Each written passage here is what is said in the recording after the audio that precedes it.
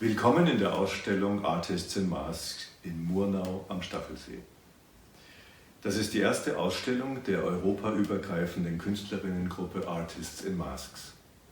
An jedem Tag der Ausstellung lese ich vor einem ausgewählten Werk Auszüge aus meinem neuesten Buch vor. Das Buch heißt 93 Tage in Italien, ein europäisches Künstlertagebuch. Und heute sitze ich vor den 4 Bildern der Künstlerin Joëlle Gunn aus Frankreich.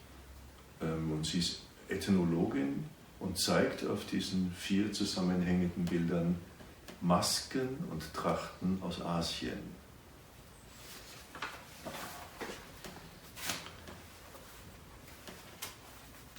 Taranto, Puglia, Mittwoch, 12. Dezember 2018.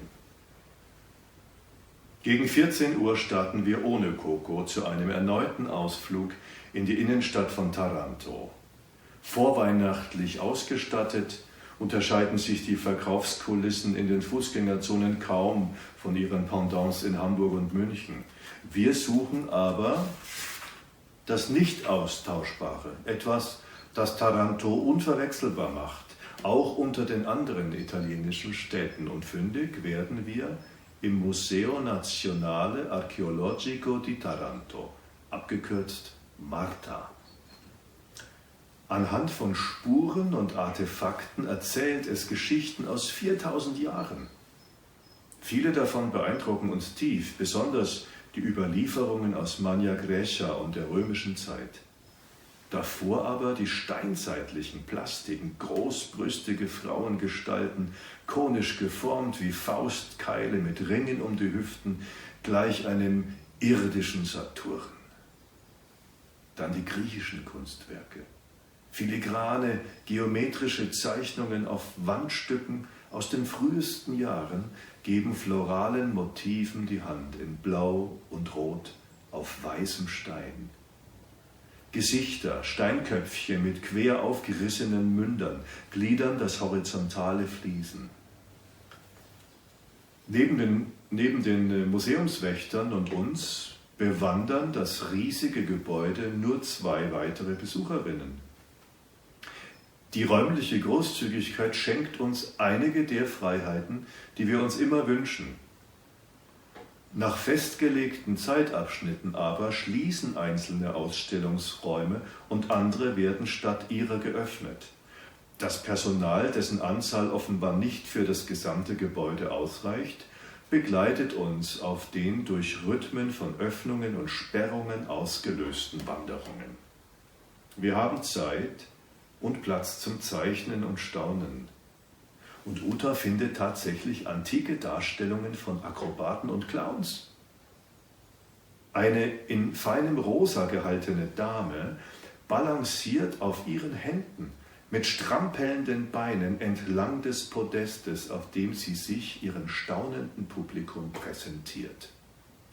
Während ihr die Konzentration ins klassisch gestaltete Gesicht geschrieben steht, fällt eine rostrote Locke über ihre linke Wange. Der Clown, einem nicht sichtbaren Partner gestikulierend zugewandt, trägt eine helle, hoch aufragende Zipfelmütze über der grimassierenden Miene.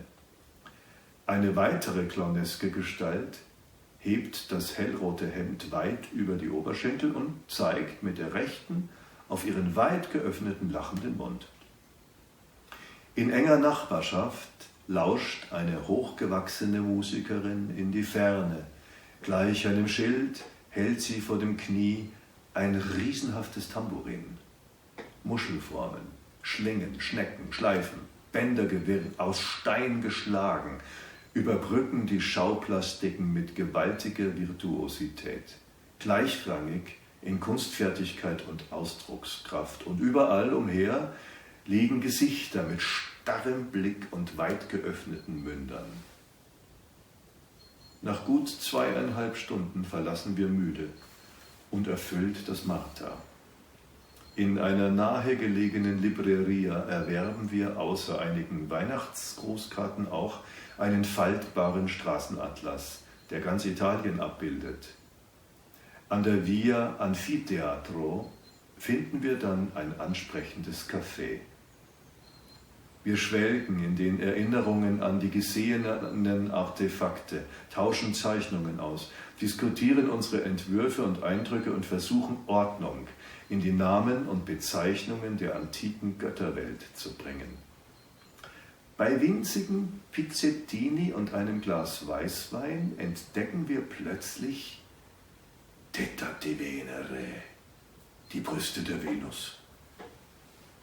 Der zu einer zierlichen Frauenbrust geformte, hauchdünne Biskuitteig versteckt eine unergründliche Creme, die ein betörend wohlschmeckendes Vanillearoma verströmt.